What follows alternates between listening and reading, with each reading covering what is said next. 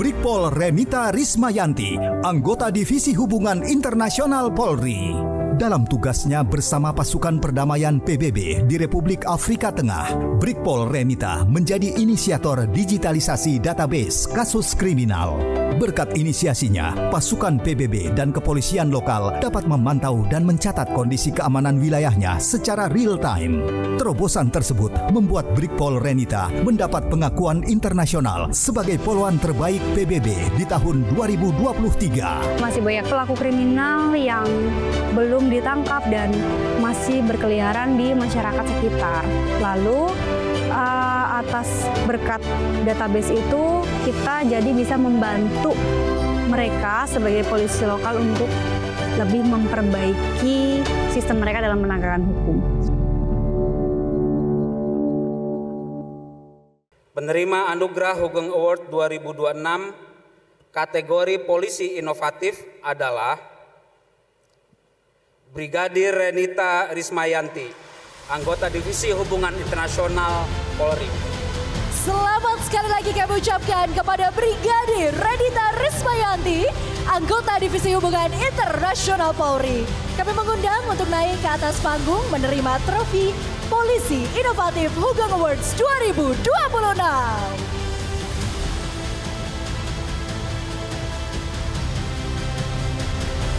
Ya, dan dengan hormat kami mengundang ke atas panggung pemberi trofi Ketua MPR RI, Bapak Haji Ahmad Muzani SOS untuk menyerahkan trofi yang akan didampingi oleh Bapak Gufron Mabruri. Kami persilahkan kepada Bapak Haji Ahmad Muzani.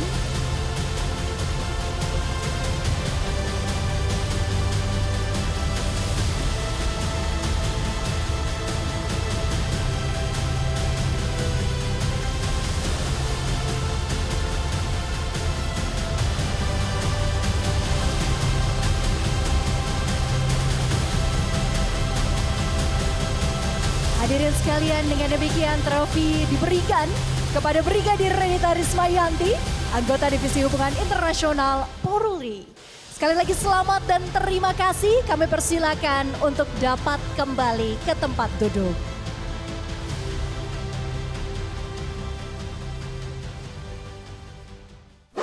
Pemirsa, selamat datang di podcast Polri Presisi, podcast inspiratif yang menghadirkan sosok-sosok berdedikasi tinggi. Dan tentunya kalau ada podcast, ada Ines juga dan pasti akan mengajak narasumber luar biasa. Nah, untuk episode kali ini menghadirkan Brigadir Renita Rismayanti, anggota Divisi Hubungan Internasional Polri yang meraih Hugeng Awards 2026 untuk kategori Polisi Inovatif. Jadi beliau ini saat menjalankan misi perdamaian PBB di Republik Afrika Tengah berhasil mentransformasi sistem pendataan kriminal dari proses manual menjadi sistem digital yang terintegrasi lengkap dengan pemetaan wilayah rawan kejahatan secara real time. Nah, inovasi tersebut meningkatkan efektivitas pengambilan keputusan sekaligus membantu memperkuat keamanan di wilayah konflik.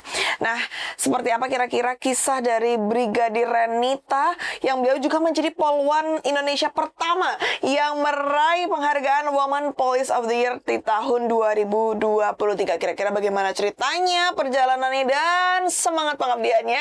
Saat ini sudah hadir bersama dengan Ines, ada Brigadir Renita. Apa kabarnya? Halo, baik Ibu. Terima kasih. Kemudian tentunya kita mengucapkan terima kasih juga untuk kehadirannya di podcast Polri Presisi. Nah, Mbak, tadi kan kita udah spill bahwa Mbak kemarin mendapatkan penghargaan Hugeng Award untuk Polisi Inovatif. Kami ucapkan selamat. Dan kalau boleh tahu, apa arti penghargaan ini untuk Mbak secara pribadi maupun sebagai anggota Polri? Untuk saya, penghargaan ini sebenarnya seperti sebuah kepercayaan gitu ya dari masyarakat. Karena seperti esensinya dari Hugeng Award itu sendiri kan, kita sendiri yang mengajukan diri untuk dijadikan nominasi.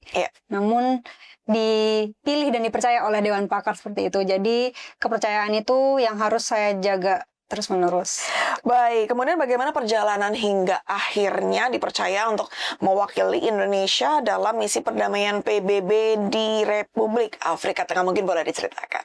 Ya, saya bukan satu-satunya sih yang dikirim untuk jadi perwakilan Indonesia di misi PBB. Sebenarnya setiap tahunnya kita mengirimkan banyak cukup banyak ya personel untuk jadi peacekeeper di misi PBB itu. Oke. Dan semua personel yang dikirim itu sudah melewati tes dahulu sebelumnya, yang itu testernya dari UN langsung.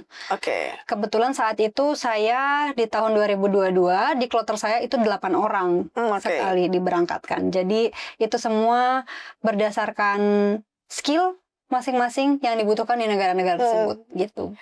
Oke, mungkin bisa diceritakan apa yang mungkin paling mengejutkan ketika pertama kali bertugas di negara yang bisa dikatakan saat itu dilanda konflik ya? Betul. Baik, mungkin bisa. Di Republik Afrika Tengah waktu itu. Saya saat tiba di sana, yang paling mengejutkan untuk saya yaitu dari segi keamanannya, Bu. Oke. Jadi tidak seperti di Indonesia, kita di sini semuanya serba aman. Kita misalkan tinggalkan handphone dan laptop di meja kafe seperti itu aja pasti aman. Tapi di sana kita bisa lihat langsung di depan mata. Kita misal pegang HP sambil jalan di jalan raya kayak gini bisa dicopet. Kita sambil teleponan di jalan raya seperti ini dicopet. Jadi tindak pidana terang-terangan sekali di sana. Itu yang paling mengejutkan buat saya dari sisi keamanan. Di samping itu mungkin ya dari fasilitasnya tidak semaju di Indonesia, tidak ada hiburan apapun di sana ya. Kemudian kesulitan air. Kadang kalau mati air ya lebih seringnya mati kalau misalnya nyala airnya coklat. Ya begitulah kira-kira banyak. Berapa lama padahal di sana? 2 tahun Ibu saya 2 tahun, luar biasa. Mungkin juga bisa dijelaskan seperti apa tugas Mbak Renita sebagai Crime Database Officer di MINUSCA. Baik, saya di sana ditugaskan langsung sebagai Criminal Database Officer dan pekerjaan saya yaitu melakukan register tindak pidana kriminal yang ada di seluruh negara itu, di Republik Afrika Tengah itu.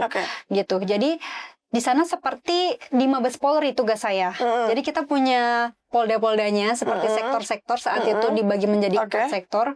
Jadi sektor itu mengirimkan laporan ke kami tentang tindak pidana apa saja yang terjadi di sana, lalu kita lakukan register.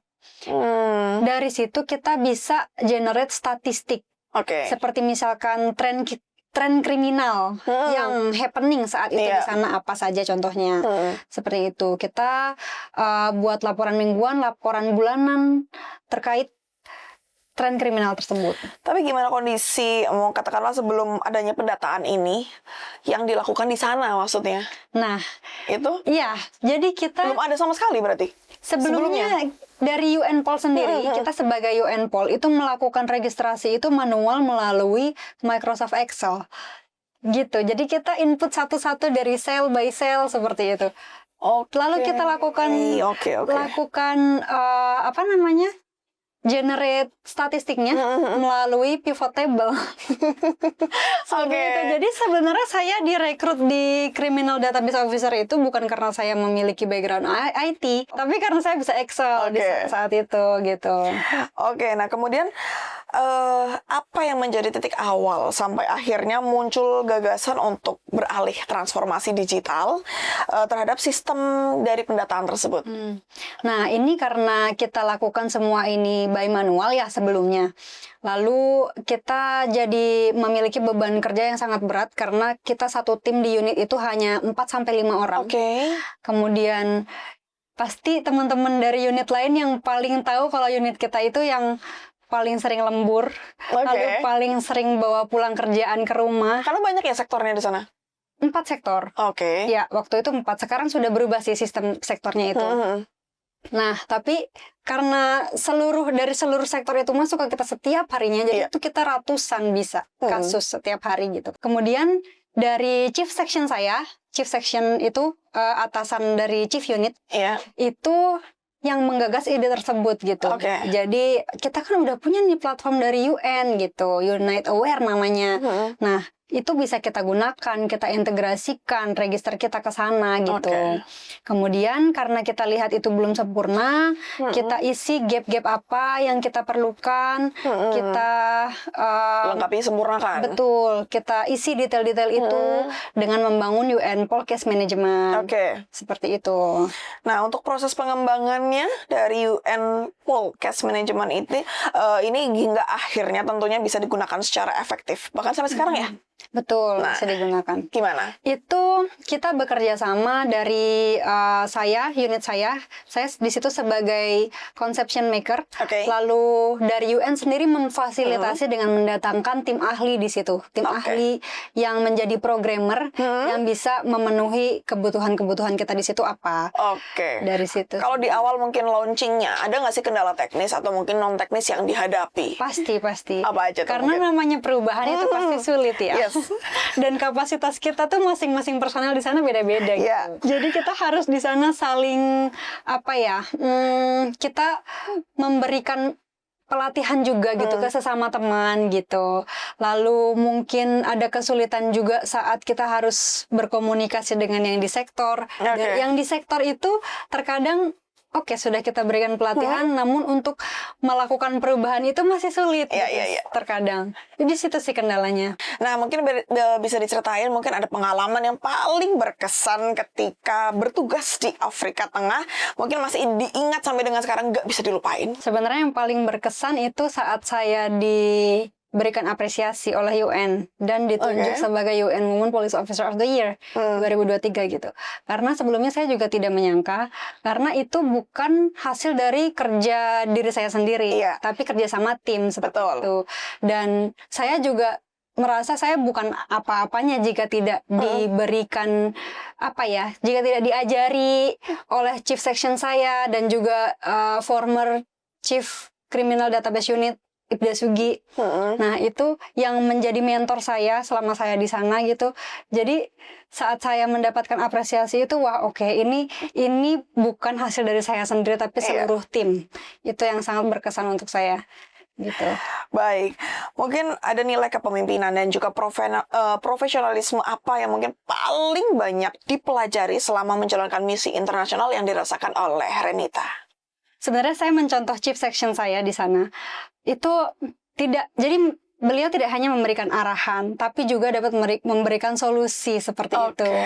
Jika ada masukan-masukan dari anggotanya, itu juga didengarkan oleh beliau. Seperti itu. Jadi yang paling penting adalah seluruh tim yang ada di sana bekerja itu dengan enjoy, dengan nyaman, dan semuanya didengarkan. Jadi pastinya dalam menjalankan misi selama 2 tahun ya berarti ya? Betul. Itu nggak kerasa, tapi nyaman juga semuanya gitu ya. Itu yang paling penting yang dirasakan dari Renita dan itu bisa dipelajari di sana sebagai nanti mungkin akan menjadi seorang pemimpin juga masa depan. Amin. Baik, pemirsa kita akan berbincang lagi bersama dengan Brigadir Renita, tapi nanti dulu kita akan break sejenak dan tetap di podcast Polri Presisi.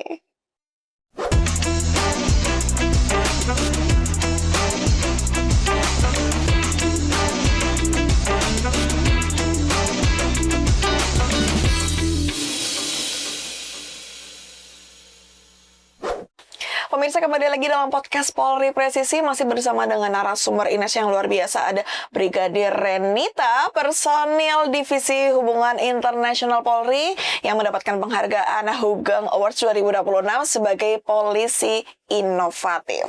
Nah, Mbak Renita, mungkin bisa kita kembali membahas mengenai database yang tadi sempat disampaikan bahwa mungkin gimana sih sistem database yang dibangun ini mampu mempercepat analisis dan juga penanganan kasus kriminal di sana. Mungkin bisa diceritakan. Ya, itu tadi sih seperti yang saya jelaskan sebelumnya, karena di awalnya kita itu masih menggunakan Excel, lalu kita sangat overwhelmed, jadi lama di situ. Setelah adanya database itu, ya alhamdulillah kita bisa generate statistik yang diperlukan semuanya secara real time, gitu. Kalau untuk seberapa besar manfaat migrasi, mungkin katakanlah dari tadi yang manual, kemudian menjadi adanya sistem, tentunya saat ini bagi kepolisian di sana, di Afrika Tengah itu seperti apa? Untuk kepolisian lokal, kita juga membangun database kriminal untuk mereka sendiri. Karena sebelumnya mereka tidak punya database, gitu. Jadi itu something else. Jadi ada 2 proyek berbeda. Yang satu UN Case Management, yang satu database untuk mereka sendiri seperti itu, dan itu juga harapannya bisa membantu mereka untuk melaksanakan sistem kepolisian mereka dengan lebih baik gitu. Mungkin ada namanya gitu kalau untuk yang sistem yang dibangun di sana? Enggak sih. Tapi yang penting fungsinya gitu ya. Baik. Database aja. Oke. Tapi kalau saya dapat info bahwa ada pembuatan juga hotspot map. Betul. Nah, mungkin bisa diceritain bagaimana pembuatan dari hotspot map itu untuk membantu para personil PBB dalam menentukan strategi patroli ya. Betul. Mungkin silahkan dijelaskan. Itu hotspot map sebenarnya bisa kita akses melalui WN Policy Management itu juga. Jadi itu merupakan bagian turunannya gitu. Nah, kita sering kerjasama dengan pihak JTFB itu Joint Task Force Banggi. Dia itu yang menghandle patroli-patroli FPU di sana, yang memberikan plotting, memberikan jadwal seperti itu. Mereka sering meminta kepada kita terkait, misalkan nih kita butuh mendeploy personel untuk patroli di jam 5 hari ini misalkan seperti itu. Nah, ini analis kriminal di bagian mana aja, di distrik mana saja yang paling banyak tindak kriminalnya seperti itu misalkan. Nah, itu kita bisa berikan kepada mereka langsung. Oh, jadi membantu untuk plottingnya, kemudian nanti untuk terjun anggota juga. Katakanlah mungkin juga termasuk dengan peralatan yang diperlukan ya. Baik. Oke, kemudian ada nggak sih atau mungkin apa sih sebenarnya indikator yang membuat inovasi tersebut, inovasi yang dilakukan Mbak Renita bersama dengan tim, dikatakan berhasil dan juga memberikan dampak nyata bagi masyarakat? Indikator dia dikatakan berhasil saat itu bermanfaat untuk orang lain menurut saya gitu ya. Jadi pertama untuk personel WN Pol itu sendiri jadi memudahkan mereka dalam melaksanakan register sehari-hari. Tidak semanual itu lagi sekarang. Kemudian tidak harus yang lembur-lembur lagi karena udah bisa diatasi dari ke-overwhelman sebelumnya itu. Kemudian dampak positif juga dirasakan oleh masyarakat di Republik Afrika Tengah karena penanganan kasus-kasus kejahatan jadi lebih mudah di sana kemudian.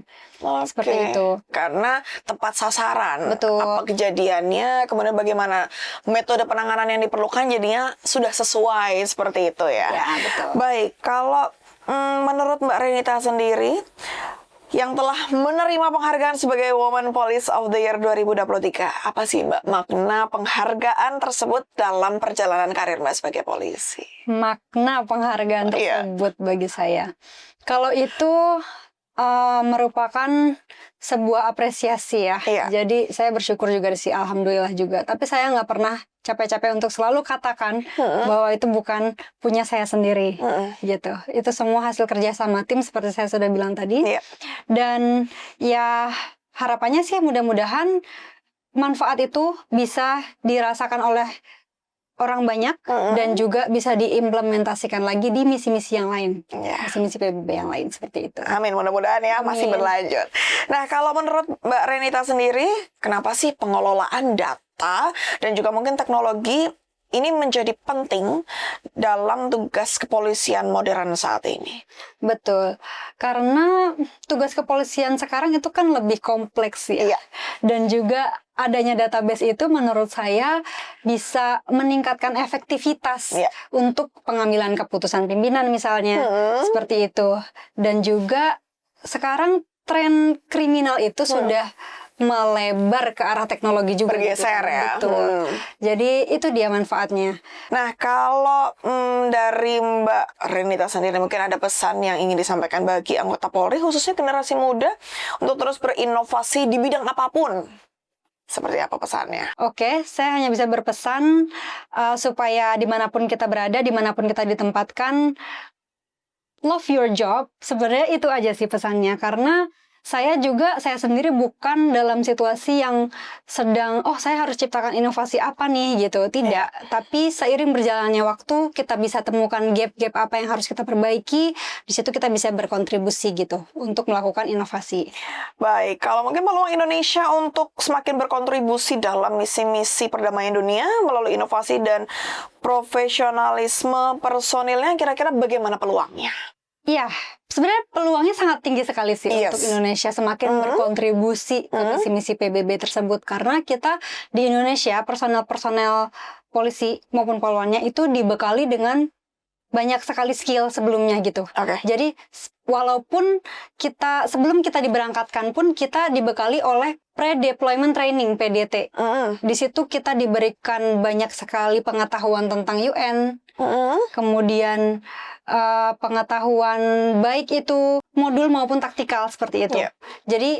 Jadi kita udah punya kemampuan dulu nih sebelum diberangkatkan gitu. Jadi itu adalah keunggulan yang dimiliki Indonesia dibandingkan negara lain. Di negara lain PDT itu bukan hal yang wajib, tapi di kita itu wajib gitu. Jadi kita utamakan skill, kita dikenal sebagai orang yang serba bisa di UN Pol tersebut. Jadi sangat tinggi peluangnya menurut saya. Baik, tinggal bagaimana personilnya aja ya, mau berkembang atau tidak. Of course, saya percaya kalau orang Indonesia. Mantap. Dan mungkin ada harapan yang ingin disampaikan oleh Mbak Renita terhadap pengembangan transformasi digital di lingkungan Polri ke depan. Harapannya sebenarnya lebih ke bukan pengembangan transformasi teknologinya, tapi saya lebih setuju ke SDM-nya seperti itu. Jadi kita bekali lagi personel-personel Polri ini dengan misalnya mengikuti pelatihan-pelatihan terkait teknologi. Saya kebetulan di operasi Interpol. Nah, di Interpol sendiri itu sering menawarkan pelatihan-pelatihan, bahkan ada yang gratis, bahkan ada yang dibiayai, dan itu merupakan kesempatan yang besar untuk personel Polri meningkatkan kapasitasnya. Seperti itu. Itu bisa membuat kita yang kalau kita bisa lebih jago dalam hal teknologi, itu kita bisa menghadapi perkembangan seluas-luasnya dengan lebih baik. Tapi saya berarti boleh ikut ya? Ayo. Oke, mungkin ini terakhir ya. Setelah kemarin meraih penghargaan dari Hugeng Awards, mungkin ada target pengabdian dan juga inovasi ke depan yang ingin diwujudkan dari Renita untuk Polri Indonesia dan juga mungkin masyarakat Indonesia. Ya, kita sebagai anggota Polri, kita sudah pasti tidak hanya akan ditempatkan di satu tempat saja, tapi kita bisa berpindah ke bagian-bagian lain. Sebenarnya saya akan selalu pada prinsip saya bahwa saya akan lakukan hal yang terbaik dimanapun saya berada, dan apapun itu saya akan melakukan untuk bisa jadi bermanfaat bagi orang lain. Sebenarnya itu aja sih. Gitu. Baik, terima kasih Brigadir Renita sudah hadir bersama dengan kita di podcast Polri Presisi. Mudah-mudahan nanti ada kesempatan untuk kita bisa berbincang lagi ya. Oke, aman. Insya Allah. Dan demikian pemirsa untuk obrolan kita, bincang kita, cerita inspiratif kita bersama dengan Polwan penerima Hugeng Awards 2026 untuk kategori Polisi Inovatif, Brigadir Renita Rismayanti. Dan semoga dedikasi, kemudian juga inovasi, serta semangat pengabdiannya bisa menjadi inspirasi untuk terus berkarya, bermanfaat bagi masyarakat dan juga mengharumkan nama Indonesia. Dan akhir kata, kami pamit undur diri. Sampai jumpa di podcast inspiratif berikutnya. Salam presisi. Tidak akan berbuat itu lagi. Ayo semua bilang mau? Oke. Mau nggak? Saudara kenal dengan saya? Oke. Terkejut, Boten? Oke, terima kasih. Yes. Jadi untuk ini kali saudara-saudara nanti akan diurus cepat, tetapi lain kali jangan. Janji? Terima kasih. Di tengah berbagai tantangan yang dihadapi institusi kepolisian, ada satu nama yang hingga kini tetap menjadi simbol kejujuran dan integritas. Sosok itu adalah Jenderal Hugeng Iman Santoso. Menjabat sebagai Kepala Kepolisian Negara Republik Indonesia pada periode 1968 hingga 1971, Hugeng tidak hanya dikenang karena jabatannya, tetapi karena keteladanan yang ia wariskan. Ia membuktikan bahwa kekuasaan bukanlah alat untuk mencari keuntungan, melainkan amanah yang harus dijalankan dengan penuh tanggung jawab. Pria kelahiran Pekalongan 14 Oktober 1921 ini dikenal sebagai pemimpin yang hidup sederhana. Di tengah berbagai fasilitas yang melekat pada jabatannya, ia memilih hidup apa adanya. Ia menolak gratifikasi, enggan menerima pemberian yang berpotensi menimbulkan konflik kepentingan, bahkan tak sungkan menyemir sepatunya sendiri. Bagi Hugeng, integritas dimulai dari hal-hal kecil yang dilakukan secara konsisten. Ketegasan itu juga tercermin dalam setiap amanah yang diembannya. Saat memimpin berbagai institusi, termasuk ketika menjadi Kapolri, Hugeng tanpa ragu menindak praktik korupsi dan penyalahgunaan wewenang. Tidak ada ruang kompromi. Siapapun yang terbukti melanggar harus bertanggung jawab tanpa memandang jabatan ataupun kedekatan. Tidak hanya itu, ketegasannya pun berjalan beriringan dengan kepeduliannya terhadap anggota. Hugeng meyakini bahwa polisi harus mendapatkan kesejahteraan yang layak agar dapat bekerja secara profesional dan tidak tergoda melakukan pelanggaran.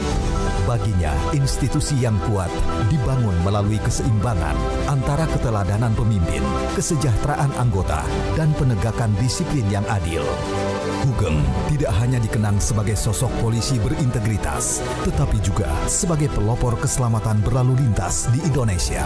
Melalui maklumat helm di tahun 1971, ia mewajibkan pengendara sepeda motor mengenakan helm sebagai langkah preventif untuk menekan angka kecelakaan dan melindungi keselamatan masyarakat.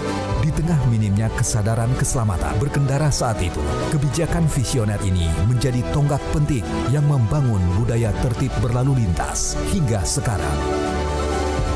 Di era ketika Polri terus berbenah menjadi institusi yang semakin profesional, transparan, dan dipercaya masyarakat, nilai-nilai yang diwariskan Jenderal Hugeng tetap menjadi kompas yang tak lekang oleh waktu. Karena sejatinya, Hugeng bukan hanya bagian dari sejarah. Ia adalah inspirasi, sebuah pengingat bahwa pengabdian kepada bangsa selalu berawal dari kejujuran, keberanian, dan integritas. Semangat itulah yang diharapkan terus hidup, melahirkan Hugeng-Hugeng baru di setiap lini kepolisian negara Republik Indonesia.